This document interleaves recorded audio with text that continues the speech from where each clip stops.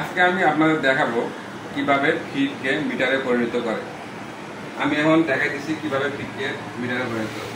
তারপরে এক ফিট সমান কত মিটার, এটা এখন আমরা দেখাবো। যদি আমরা দেখাই তাহলে এক ফিট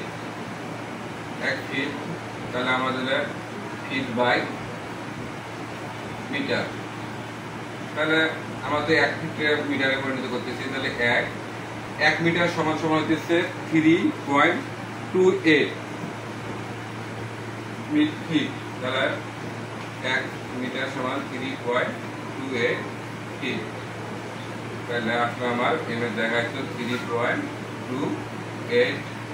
তাহলে আমরা যদি এটা ভাগ করি তাহলে ভাগফল আসবে আমার 0.3048 মিটার।